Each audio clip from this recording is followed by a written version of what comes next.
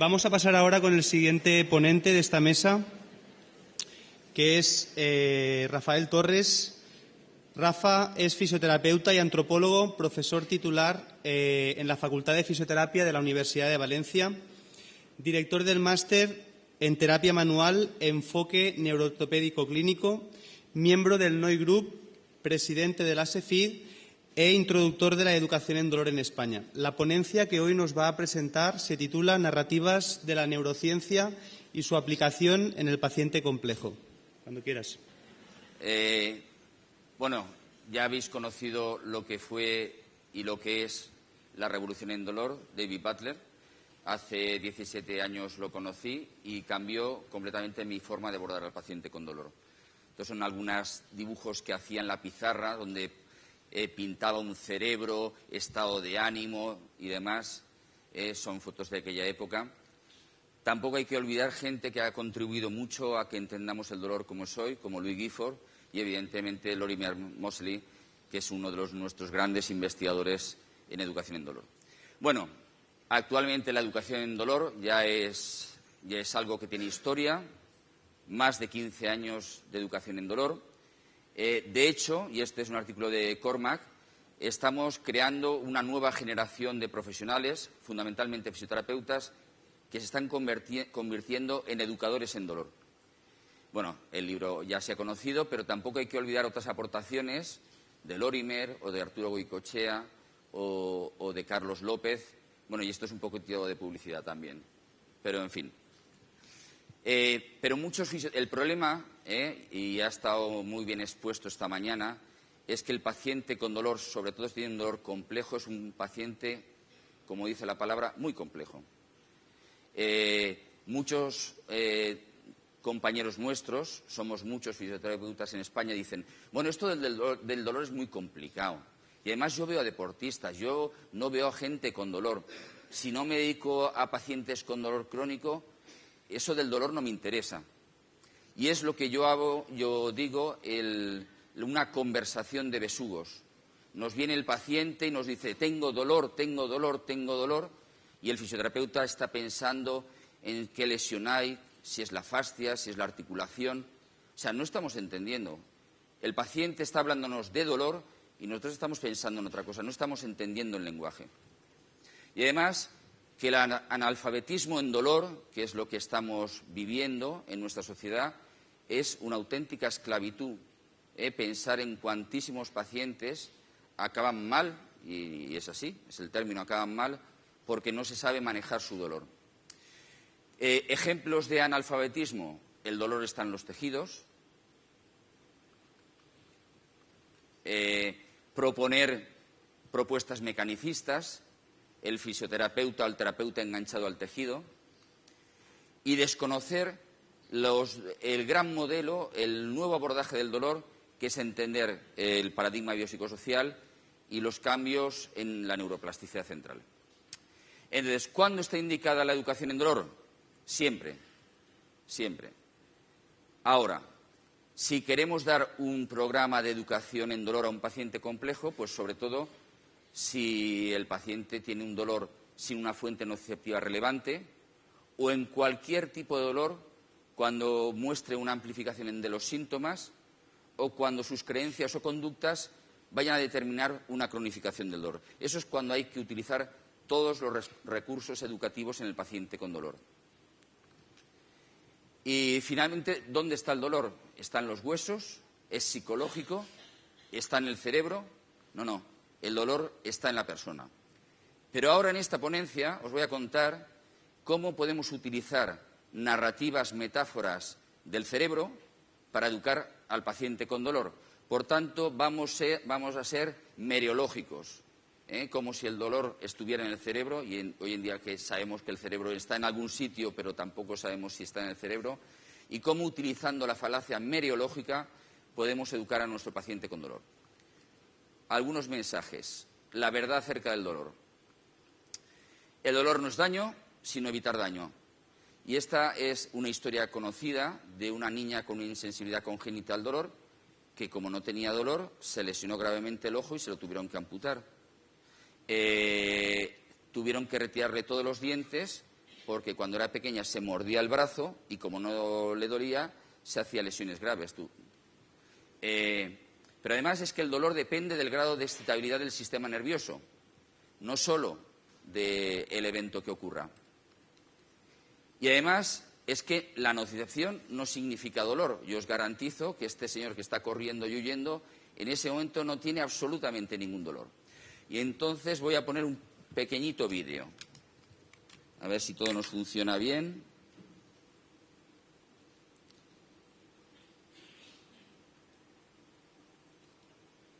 Y si se oye bien.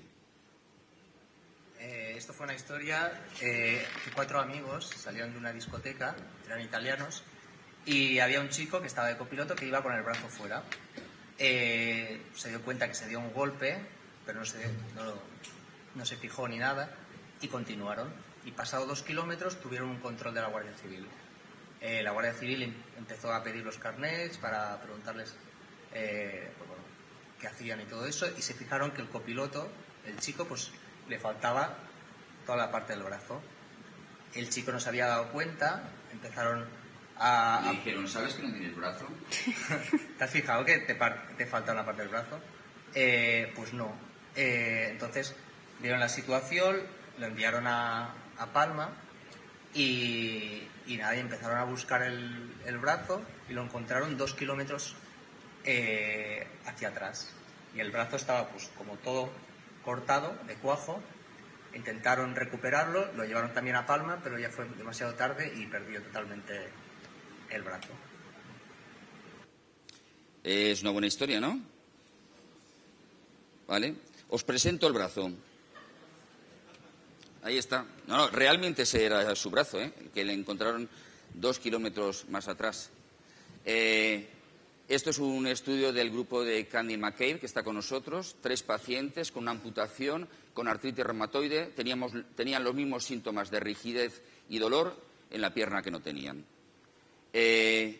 Además, el dolor se puede inducir hipnóticamente. Esto es un paciente generándole dolor real, o con una estimulación real, y esto es dolor inducido hipnóticamente. Es el mismo dolor, ver dolor provoca dolor. Muchos de vosotros ya conocéis algún vídeo mío que pasé hace años, de una paciente que veía a alguien con dolor y tenía dolor. Las palabras pueden ser dolorosas. Cuando a alguien se le dice que le van a dar un estímulo muy caliente, hay mucha activación cerebral y mucha percepción del dolor. Cuando se dicen que no va a ser tanto, que no va a estar tan caliente, no perciben dolor. El dolor es altamente contextual. Muchos de vosotros conocéis este estudio que ya nos presentó Gerta Flor hace unos años. A los masoquistas, cuando se les aplica dolor experimental, tienen el mismo dolor que nosotros. El dolor no les gusta. Sin embargo, cuando en el aparato de resonancia se les hacen ver imágenes pues de lo que les gusta, que les casquen, ¿no?, con alto contenido erótico, la intensidad del dolor disminuye y se convierte en una experiencia absolutamente hedónica. Y una cosa muy importante, y es que el dolor tiene que ver con la atención. Se sabe que la distracción genera disminución de la actividad cerebral en aquellas zonas que consideramos que están relacionadas con dolor. ¿Y qué vamos a decir de la Pain Matrix? Pues que no existe. Hace ya años que sabemos que esa Pain Matrix no existe, y lo que sí que existe es un sistema detector de eventos relevantes, biológicamente relevantes. Y este es un estudio que nos presentó ya hace años en el primer congreso de la SEFID Giandomenico Gianetti. Si veis, tras una estimulación nociceptiva o somatosensorial nociceptiva, o un ruido intenso o una estimulación visual, las áreas de activación cerebral son exactamente las mismas. Es la saliencia del estímulo, lo que veis en amarillo, lo que desencadena ese grado de activación cerebral. Por tanto, no tenemos una matriz del dolor, sino un sistema de detector de eventos que sean relevantes, de cualquier tipo, que nos permite dirigir una atención selectiva y generar una acción apropiada. Pero además, el dolor es una respuesta a una amenaza. El miedo es el principal mediador de dolor y el generador de un dolor crónico. Y el dolor puede cambiar el sistema nociceptivo, Todos nosotros nacimos en esto con el paradigma de la sensibilización central, que es un buen ejemplo que podemos usar con nuestros pacientes, aunque actualmente sabemos que no se puede equiparar sensibilización central a dolor crónico. Muchos pacientes con dolor crónico no tienen sensibilización central, que muchas condiciones cotidianas que vemos en la consulta, como el dolor referido, es una expresión de la sensibilización central, y que además el dolor puede cambiar el cerebro. Ejemplos son los fenómenos de reorganización cortical. Sabemos que los pacientes con dolor van a expresar una mayor activación en áreas del cerebro que sujetos sin dolor, y esta es una mujer que se le está generando una presión de 7 kilos, y esto que veis aquí, una mujer con dolor crónico con la misma presión. Por tanto, vemos un cambio en el patrón de actividad cerebral. Pero además, en ese cambio de actividad cerebral no es un estímulo nociceptivo, sino simplemente puede ser el catastrofismo. El catastrofismo aumenta la percepción del dolor porque modifica la atención, la anticipación y porque aumenta las respuestas emocionales. Se ha hecho mucha investigación en cómo el dolor modifica los mapas somatotópicos. Tenemos información sobrada al respecto. Y eso nos explica que el dolor no es solo dolor, sino que se puede expresar como cambios sensitivos, motores, vasomotores, tróficos o alteraciones de la percepción corporal, como los fenómenos de pseudonegligencia. Pero además sabemos que esos mapas somatotópicos cambian. De hecho, están siempre cambiando. Por tanto, un tratamiento adecuado puede revertir esos cambios somatotópicos. Sabemos que la normalización del mapa somatotópico se asocia al reentrenamiento en la discriminación sensorial. Por tanto, no está hablando de estrategias que se pueden utilizar en el paciente con dolor complejo.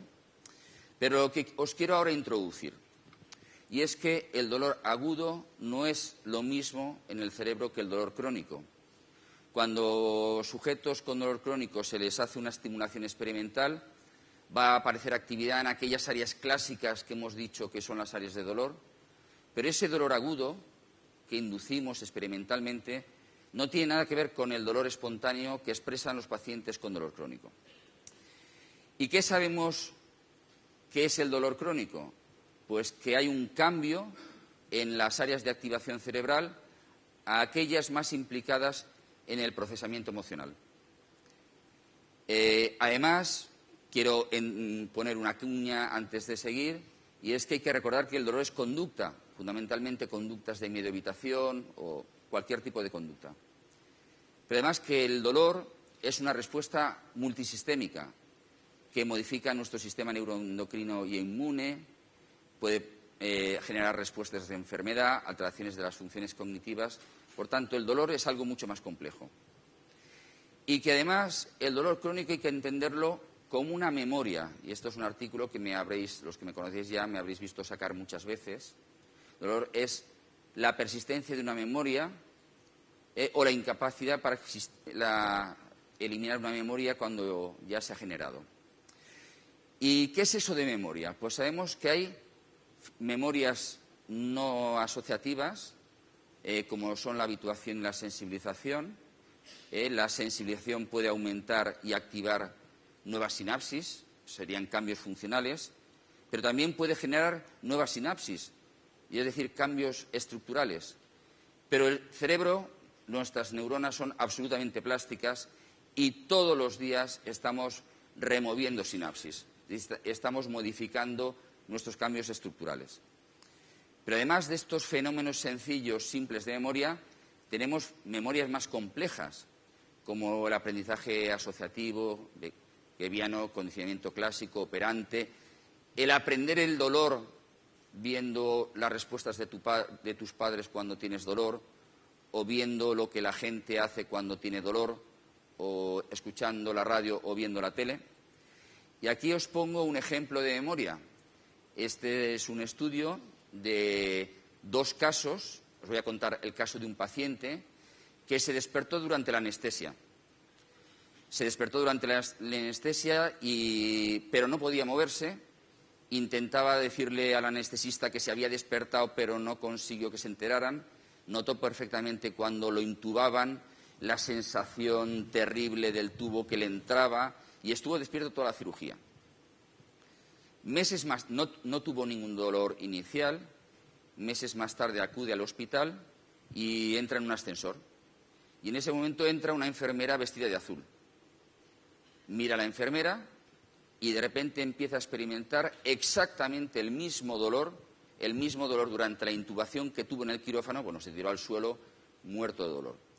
A partir de entonces, cada vez que veía un médico o una enfermera vestido de azul, experimentaba exactamente el mismo dolor y con el tiempo solamente ver color azul provocaba dolor. Es decir, que nuestro cerebro puede aprender del color para tener dolor.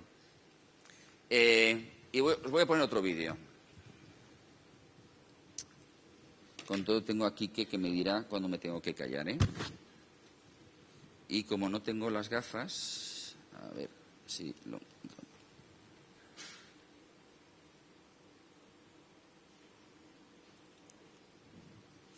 Bueno, yo soy aficionado a la bicicleta y solía hacer distancias de 60, 80 kilómetros y un día pues me dio un dolor pedaleando, me dio un dolor en la rodilla, ahora tengo un pinchazo agudo y bueno, a partir de ahí pensé que tenía una rodilla, me hice ecografías, me han hecho pruebas, o sea, hemos hecho la estructura en clínica, compañeros y no hemos conseguido, o sea, el dolor no se reproduce con nada, sin embargo cada vez que cojo la bicicleta, en el kilómetro 15 aparece el dolor ¿Y te aparece alguna lesión en alguna prueba o no? No. Yo además entro en el gimnasio, cojo mucho peso en las piernas, la rodilla nunca me duele en ninguna prueba, ni con la ecografía he mostrado nada. Y siempre en el kilómetro 15, cada vez que me entra el pinchazo en la rodilla, miro el contador y van 15, 16 kilómetros.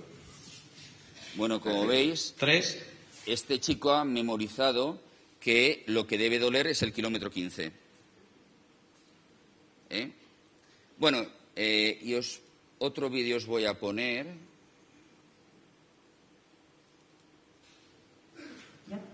Pues hace 4 años aproximadamente, a raíz de una emoción en Córdoba, una emoción fuerte, sufrí un síndrome de la boca ardiente. Me lo diagnosticó un dentista. Era cada vez que iba al mismo sitio, pues casi una semana. Me molestaba al comer, al beber, casi no podía ni hablar, era un dolor fuerte. Y siempre que ibas a ese sitio. Y siempre que iba a ese sitio. Luego me pasaba la semana que me duraba, me pagaba con los corticoides y me remitía. Pero cada vez que volvía a ese sitio, me volvía a pasar. Tuviese no ese tiempo enfado o problema, me volvía a suceder cada vez que ponía los pies en Córdoba.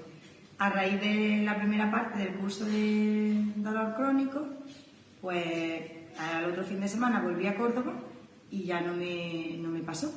Me quedé como sorprendida porque el dentista me preguntó si me había vuelto a ocurrir y no me pasó.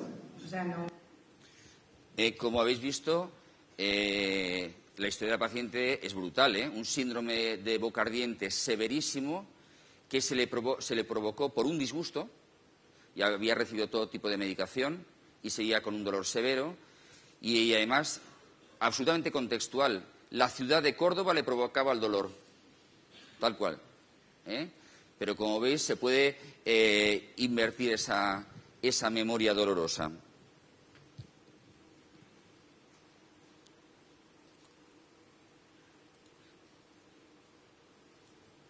Bueno, y ahora os voy a comentar una cosa que puede parecer muy complicada, pero que puede estar llena de buenas noticias para nuestros pacientes con dolor. Y es que durante años, cuando hablábamos de neuroimagen, hablábamos de áreas que se activan, áreas que no se activan y demás. Y ahora sabemos que para entender el dolor tenemos que entender la conectividad.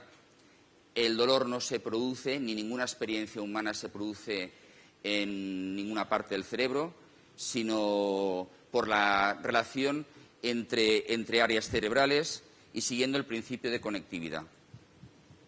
Perdonad, es que había perdido el mando, no lo encontraba.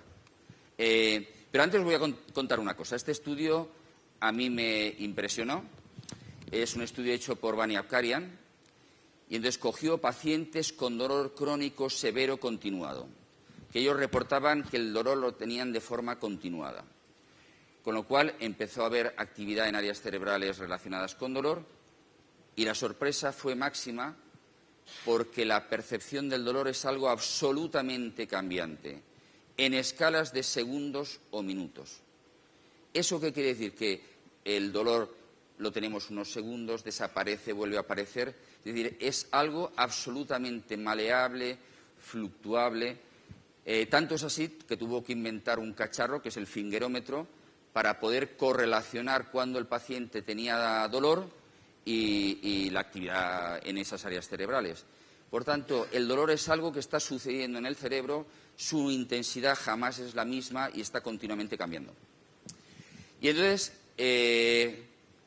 otro concepto, la energía oscura del cerebro. Hasta hace pocos años, un grupo americano, Reisley y Gusnar, cuando hacían una resonancia funcional tras una estimulación de dolor, imagen, lo que fuera cognitiva, se utiliza, como sabéis, un procedimiento de sustracción. Doy el estímulo, veo qué pasa en el cerebro y después veo la situación, la actividad cerebral en reposo.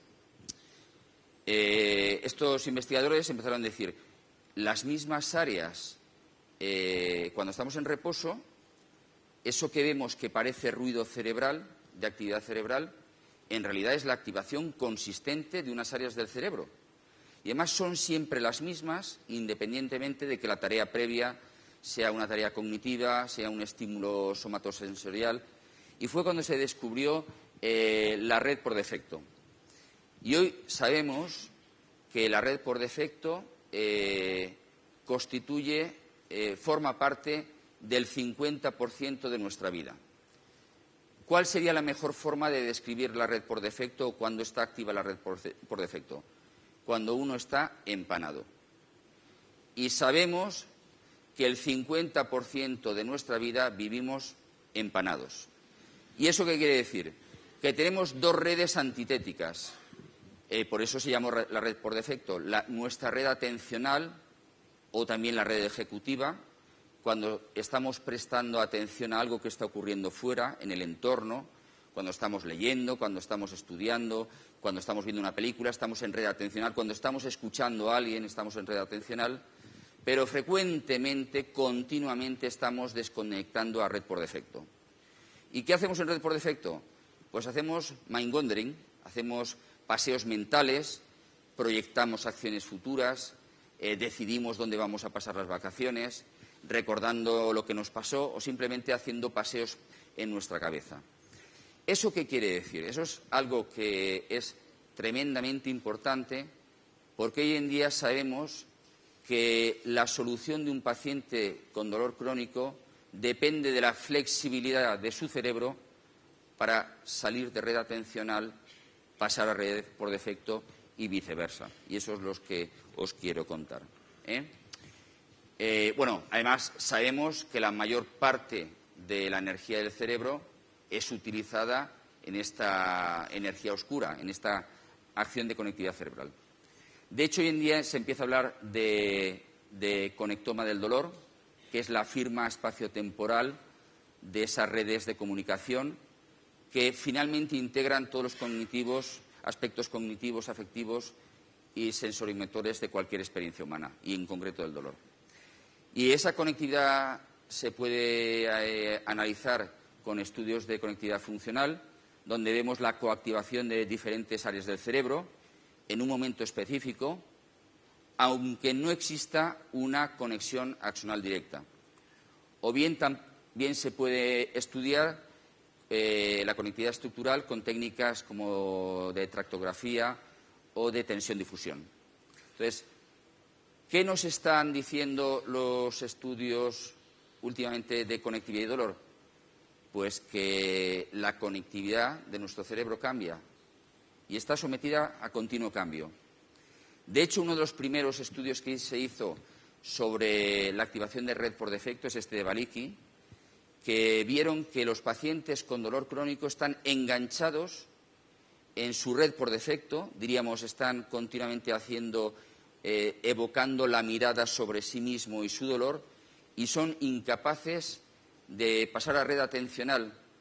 Están viendo pasar la vida a su lado, pero son incapaces de salir, diríamos, de sí mismos.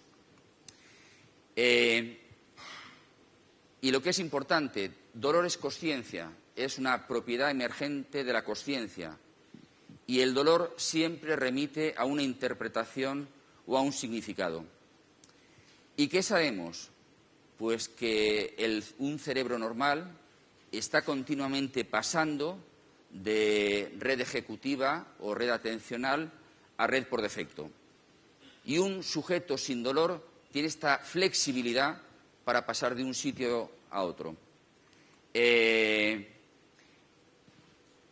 eso qué implica? Que la experiencia del dolor puede estar modulada fundamentalmente por la atención. Si dirigimos la atención al dolor, percibimos el dolor, como decía David ahora. Si pienso, si me duele, ya me duele. Cuando mi atención se sale del dolor, seguramente ya no me duele.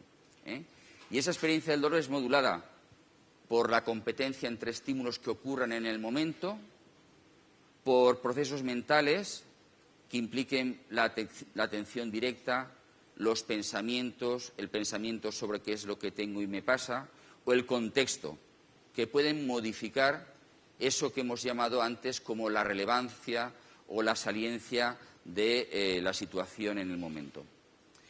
Por tanto, la experiencia del dolor tiene que ver con esa capacidad, con esa conectividad dinámica entre esa red de la relevancia que hemos mostrado antes, cuando algo hay que prestarle atención porque está ocurriendo algo importante, algo peligroso.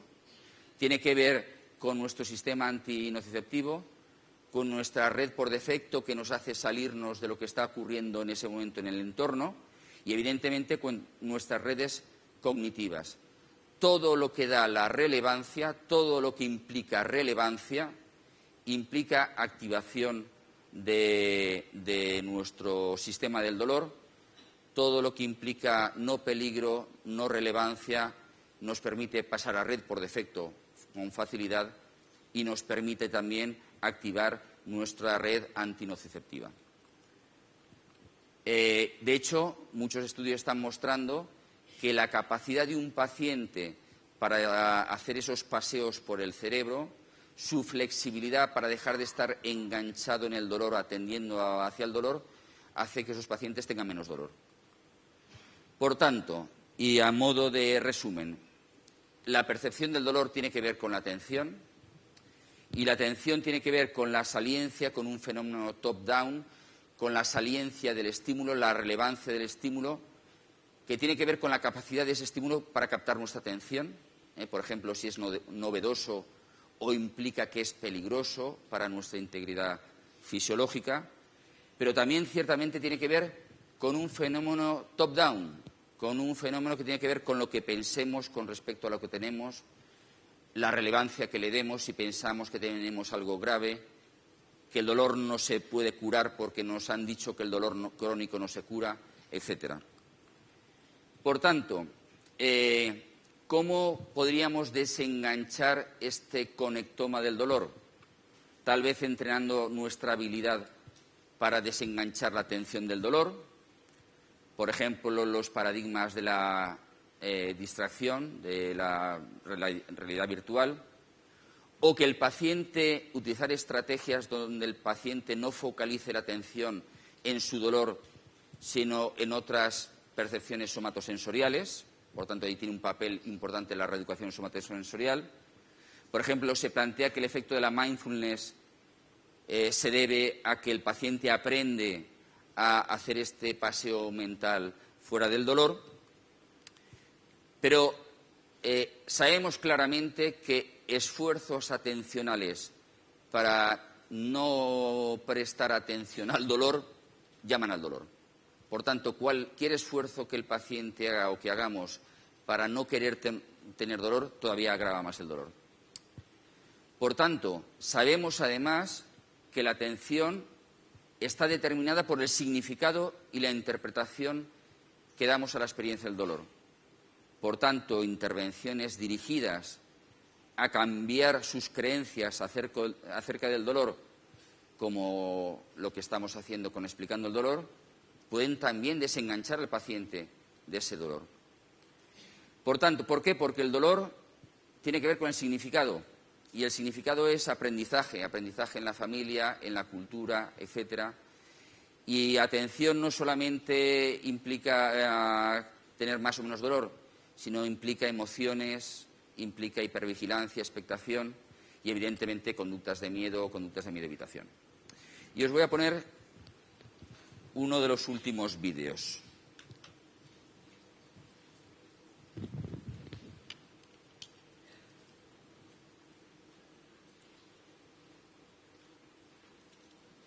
Y este vídeo se lo agradezco a Patricia.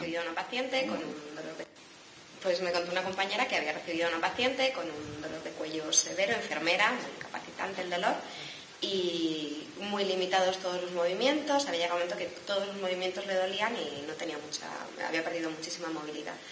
Le trae pruebas, le trae una resonancia magnética y la fisio le pregunta que desde cuándo le dolía, y le dice que desde el día que le hicieron la resonancia. Y claro, la fisioterapeuta le dice, bueno, esto te dolería de antes, si te han hecho unas pruebas porque tendrías dolor. No, yo es que soy enfermera, trabajo en un centro y trajeron una máquina de resonancia nueva que había que probar, así que me utilizaron a mí para probarla.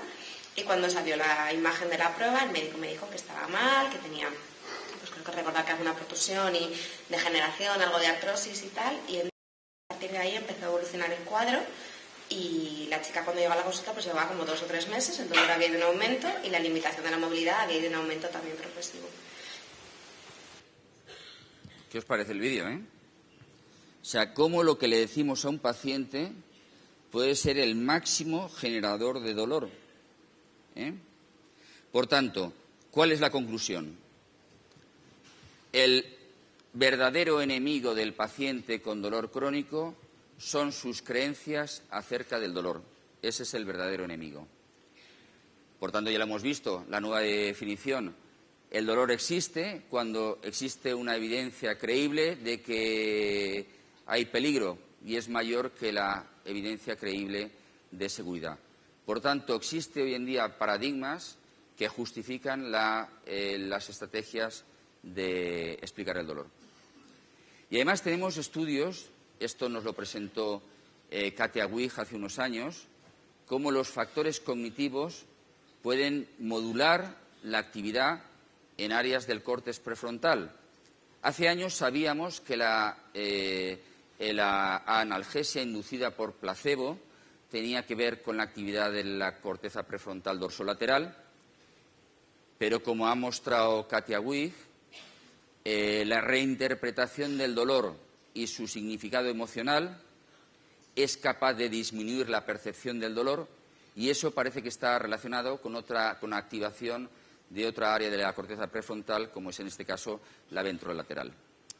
Por tanto, el dolor no es solo dolor, sino es una memoria que va asociada a percepciones somatosensoriales, a emociones, a respuestas motoras, homeostáticas, multisistémicas, que tiene que ver también con nuestros valores, con nuestras motivaciones, y evidentemente está sometido a reinterpretación cognitiva.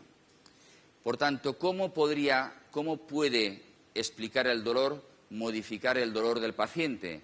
Pues modificando la interpretación cognitiva, seguramente se modificará la respuesta emocional, se modificarán otras respuestas somatosensoriales, las respuestas multisistémicas, y evidentemente tiene que ver también con valores y motivaciones.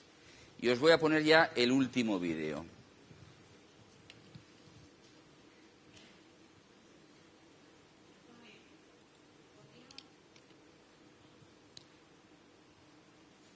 Que puede explicar muy bien cómo funciona la motivación.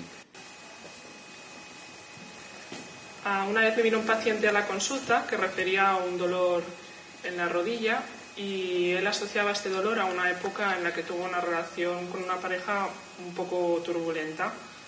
Después de esa relación fue teniendo diferentes parejas en las que no acababa de ir bien la cosa, y su rodilla tampoco. hasta que hubo un día que vino otra vez a la consulta y me contó que había conocido a una chica bailando y que se le había ido el dolor de rodilla y que su nueva pareja se llamaba Su Sana Rodilla. Y se había curado. Y se había curado. Molt bé, ya está. O sea, que ciertamente la motivación puede suponer la curación del paciente. Quique ha ido bastante rápido, ¿eh? Vale. Y ya las dos últimas diapositivas. Ya.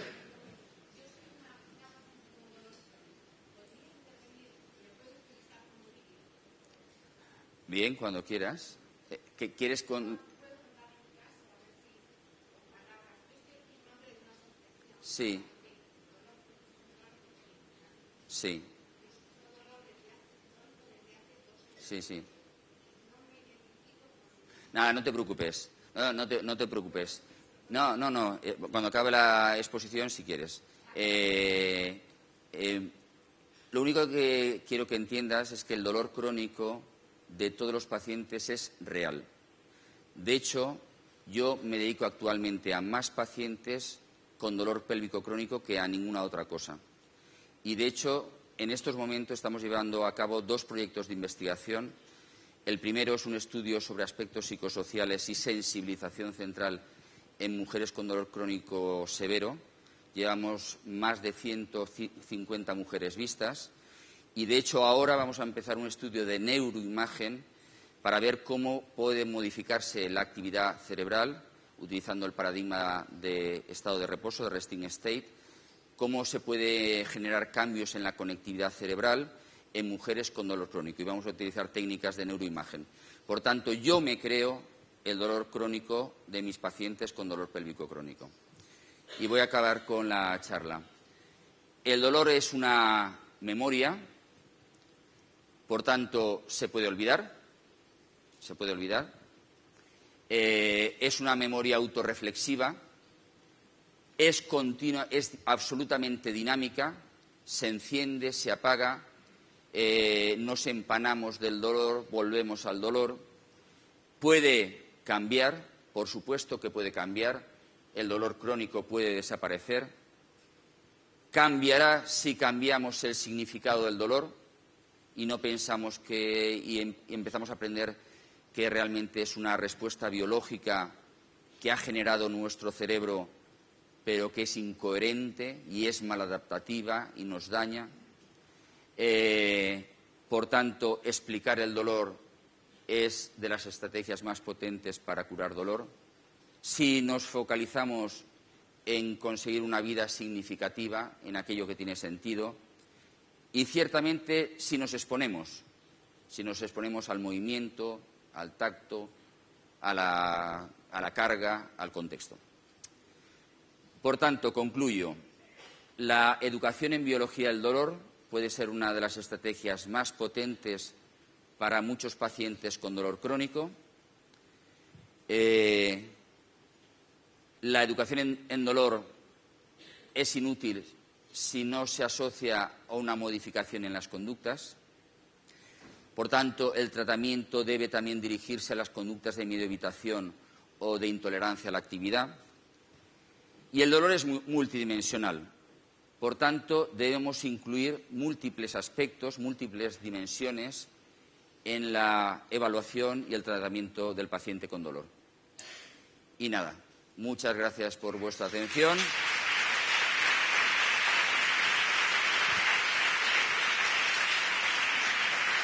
Muchas gracias, Rafa, por tu ponencia. Pediría a David, por favor, que subiera. David, could you come here, please? Vamos a empezar ahora con el debate. Tendremos 20 minutos de debate, un poco menos de lo que había previsto, porque vamos con un poco de retraso. Entonces, todas aquellas personas que queráis realizar alguna pregunta, intentad ser concretos con las preguntas. Y nada, supongo que habrá gente por ahí con los micros. Levantáis la mano y nada, cuando queráis. Sí, buenos días. En primer lugar, felicitar a los ponentes por la calidad de sus presentaciones. Y en torno a las conductas, en torno a las expectativas del paciente, y sobre todo en una era de la fisioterapia en la que están proliferando los procedimientos invasivos y la necesidad del empleo de, por ejemplo, consentimientos informados, ¿en qué medida creen los ponentes que el facilitar al paciente ese consentimiento informado, en el que se le informa de que el procedimiento que se le va a aplicar puede acabar generando dolor, pues puede influenciar o puede influir sobre la respuesta del mismo tratamiento? Tienes que decir a quién preguntas.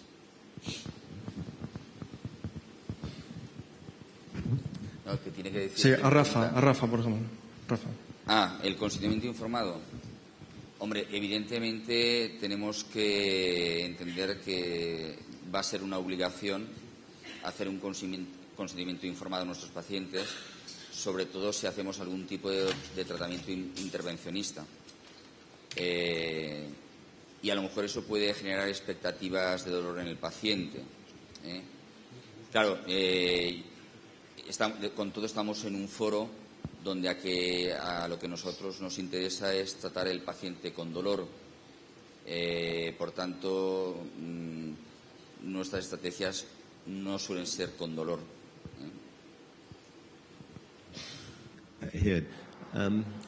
I think it's important when Creo you que es are importante explaining pain that cuando you do estás set the explicando el patient dolor. up, and I'd like to offer patients a simple A mí me contract gusta that's been known ofrecerles in un contrato muy psychology for many sencillo years. So que en you might psicología say, se conoce desde hace "This muchos is a años y que complex dice: state. Thank you for telling me esto about es it. algo complejo, gracias por hablarme Maybe de after ello. 3 treatments, Quizá después de 3 I will try and tratamientos explain to you te voy a intentar using explicar all the story we have, toda what la is happening. historia de lo que está I'll try sucediendo. to tell you how long it will Te take, so intentaré short and decir long-term goal settings. cuánto tiempo I'll va a tell durar you la everything I know intervención, that qué I can objetivos do and tenemos other a health medio y largo professionals, and plazo what you can do. y lo que And tú those puedes 4 things hacer. are Y estas often a really 4 good way to set cosas up a realmente son contract. una buena And it's forma the de crear un basic contrato con el fundamental paciente. needs that you have Y son las that a necesidades person básicas has when they're with a health fundamentales professional. que What's wrong? necesita una How long will persona it cuando take? está con un What can I profesional do? de la salud. And what can you do? ¿Cuándo va a durar? ¿Qué puedo hacer yo? ¿Qué puedes hacer tú? ¿Y qué se espera de la intervención? Buenas. A ver, era por la ponencia que ha hecho Rafa. Me ha quedado una duda. Cuando has explicado lo de la red por defecto y la red atencional, has dicho que los pacientes con dolor crónico tienen un déficit en una de las dos áreas, que cuando se pasan les cuesta estar en la red atencional o cuando están en la red por defecto están en una hipervigilancia de ellos mismos. No me ha quedado claro qué es lo que le pasa al paciente con dolor crónico con respecto a estas dos áreas. O bien están continuamente en red atencional en el dolor, o bien están en red por defecto rumiando su dolor. Lo que caracteriza a un individuo, a los sujetos normales, es flexibilidad, es el concepto de flexibilidad. Y entonces, ¿qué potencia tiene el mensaje? Y perdonadme que os lo haya tenido que contar a toda velocidad, porque íbamos muy mal de tiempo y quería contaros, pero en fin, ¿cuál es la potencia del mensaje que podemos utilizar con estas técnicas de imagen cerebral? Primero, el paciente con dolor crónico está enganchado en el dolor. Y está enganchado al dolor, ¿por qué? Y ha perdido la flexibilidad. ¿Por qué? Porque en su vida solo hay dolor. El dolor ha dominado todas las esferas de su vida. Y Paul Valéry tenía una frase que me encanta, y es que la piel separa el mundo en dos espacios, el lado del dolor del lado del color. El paciente que vive con dolor complejo está encerrado en su mundo de dolor, no hay más. ¿Cómo podemos cambiar eso? ¿Cómo podemos modular la atención en el dolor? Que es lo que hace al paciente percibir dolor. Explicándole el dolor, explicando cómo funciona el cerebro, que está continuamente entrando, saliendo continuamente del dolor, que va a estar entrando en el dolor si el paciente piensa que tiene una lesión grave, incurable, que su dolor crónico no se puede curar, que va a estar más tiempo saliendo del dolor cuando se le explica que el dolor es cambios que ha hecho su sistema nervioso, pero que son absolutamente reversibles, que además continuamente su cerebro está anulando percepciones, que su cerebro tiene la capacidad para anular la percepción del dolor si dirige la atención fuera del dolor o empieza a pensar en cosas de su vida que son más importantes. Por tanto, de este pequeño ejemplo de cómo se puede utilizar la neuroimagen cerebral, nos puede servir como ejemplo, como estrategia para explicarle al paciente que su cerebro puede cambiar y, de hecho, que está continuamente cambiando.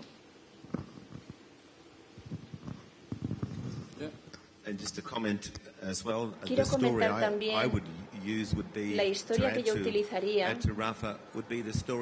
esa historia de la majestuosidad del cerebro. Todo se ha convertido en su vida en el dolor. Toda elección tiene que ver con el dolor. Yo les diría, tú no eres el dolor, eres mucho más grande que tu dolor. Este dolor sí tiene un lugar en este momento, pero tú eres mucho más grande que el dolor. Es un principio budista. Eckhart Tolle lo comentó también en un libro. No puedo recordar el nombre del libro. Y hablaría de la maestría del cerebro. Hay más conexiones en un cerebro que partículas en este universo. Y sigue cambiando hasta el último aliento.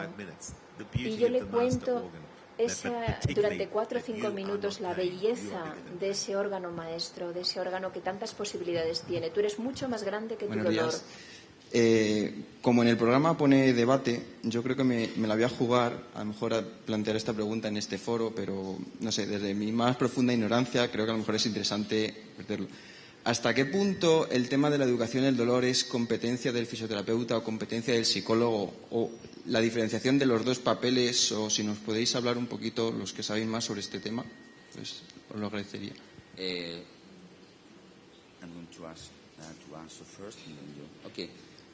Bueno, esa es la tan manida pregunta que se nos hace, y es que el primer papel que tiene que jugar el fisioterapeuta en el mundo del dolor, como en otras esferas de la salud, es su papel como educador en salud.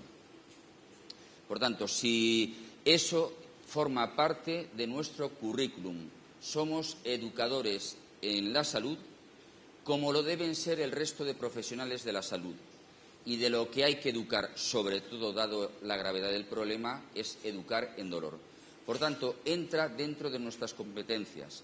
Y, de facto, en cualquier entrevista terapéutica, cuando el paciente va al traumatólogo y le dice, me duele mucho la espalda, y el traumatólogo, viendo la resonancia, le dice, su espalda está hecha una mierda, tiene una espalda de una mujer de 80 años, está haciendo ya una intervención cognitiva y va a determinar respuestas conductuales. Por tanto, ¿está haciendo el traumatólogo de psicólogo cuando le dice a su paciente que su espalda está hecha una mierda? No. Forma parte de su labor como profesional de la salud, de informar, de dar información a su paciente. Y eso es lo que hacemos desde la educación en dolor, educar al paciente en su salud, que es competencia nuestra como profesionales. Yo me gustaría... Podéis aplaudir.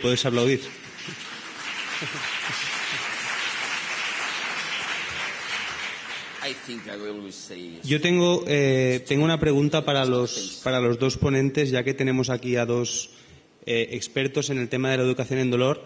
Me gustaría preguntarles, en su experiencia clínica con pacientes, cuáles son, si es que existen, los criterios clínicos que os ayudan a vosotros a identificar a un paciente respondedor versus un paciente no respondedor a la hora de aplicar un programa en educación en dolor. Si es que, ¿qué cosas veis en los pacientes ya cuando les hacéis la anamnesis que a vosotros os hacen pensar que ese paciente va a responder a una estrategia de educación, o en cambio es un paciente que va a rechazar el mensaje?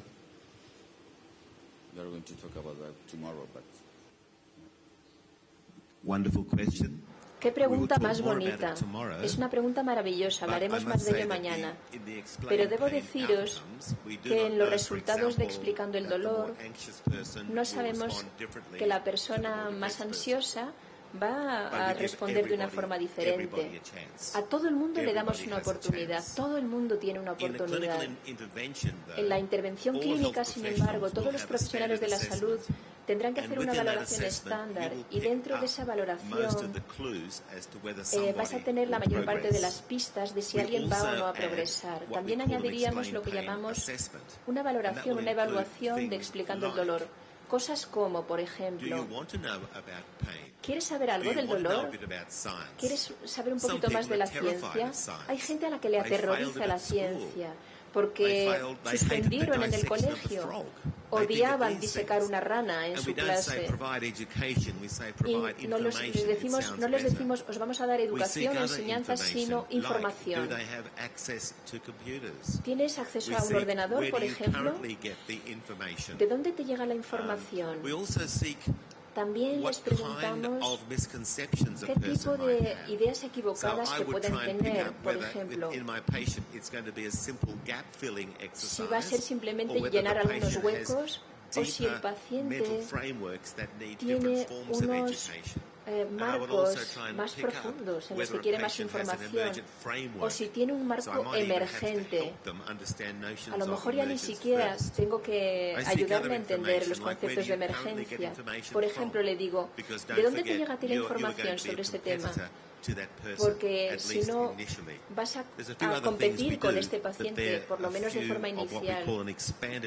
Son como una evaluación expandida de explicando el dolor que hacemos a los pacientes. La pregunta que has hecho es crítica, es fantástica, pero como sabía que David, su ponencia mañana va sobre eso, ya está, se contará todo. Pero ciertamente hay una cosa que decimos y es, salvo en situaciones muy determinadas de sujetos con mucho deterioro cognitivo, todo el mundo puede cambiar. Cuando a mí me presentan pacientes muy complejos y yo me dedico exclusivamente a pacientes muy complejos,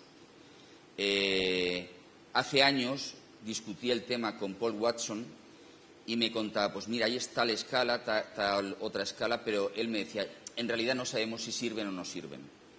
Lo único que queremos, lo único que evaluamos, y no se hace el primer día, sino de forma continuada, es si hay muchas resistencias al cambio.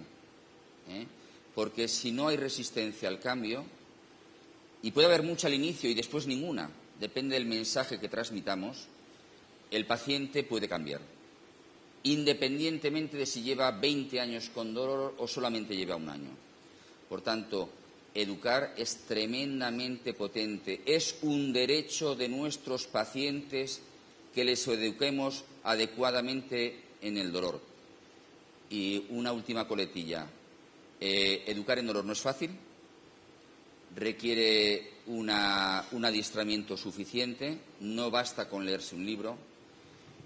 Hay una curva de aprendizaje larga, pero ciertamente, yo lo digo, y yo me dedico exclusivamente a educación en dolor porque éticamente no puedo hacer otra cosa. Es lo más potente para tratar al paciente con dolor complejo.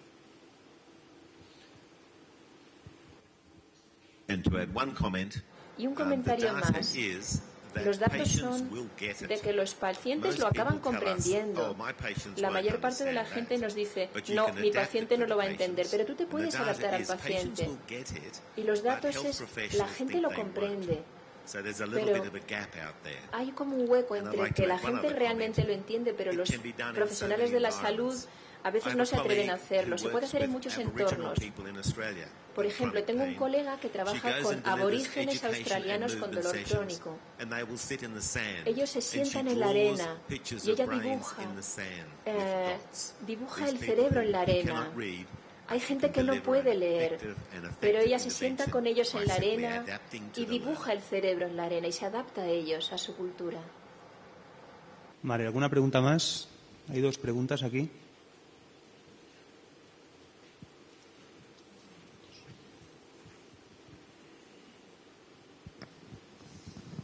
Buenos días.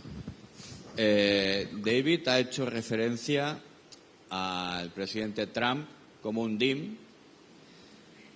Y mi pregunta era si en una sociedad que nos vende, que genera miedo para vendernos seguridad, esta plaga de dolor crónico puede ser una plaga social también.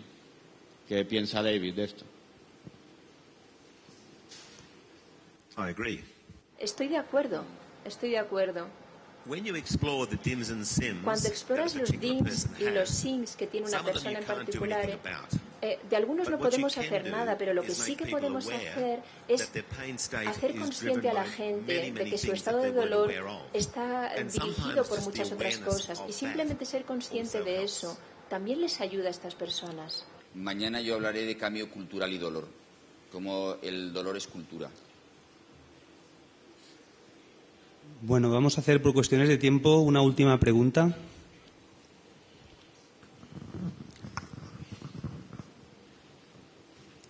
Con respecto al debate que se ha abierto antes, pues yo no sé si seré la única psicóloga que está aquí en el Congreso, pero este tema precisamente me parece súper interesante. Y a colación en lo que ha comentado Rafael, me parece que como profesionales de la salud pues tenemos que entender la educación, que es básica y primordial, cómo hablamos a los pacientes, la escucha activa que tenemos ante ellos, cómo le transmitimos todo eso. Yo trabajo en un equipo multidisciplinar justo con fisio y este tema es apasionante. Es difícil, es verdad que es difícil, pero yo pienso que los límites, ¿dónde está, no? Lo que debe hacer un profesional u otro. Si lo que tenemos presente es al paciente, yo creo que ahí queda todo claro. En ese sentido, como profesionales de la salud, vuelvo a repetir que cómo hablamos al paciente es fundamental. Y es verdad que aquí se habla de atención, de conceptos pues que tienen que ver con la parte cognitiva, el enfoque cognitivo-conductual, pero que al fin y al cabo somos seres humanos tratando a otros seres humanos. Entonces yo creo que ahí no debe haber una discusión en cuanto esto es mío, esto es tuyo. Tenemos que pensar siempre en el paciente. Entonces me parece que este congreso es apasionante, es un tema que yo creo que como fisio estáis en contacto con personas que tienen dolor y que hacéis más de lo que pensáis cuando estamos hablando con ellos solamente. La palabra es fundamental. Entonces, por mi parte, quería comentar eso.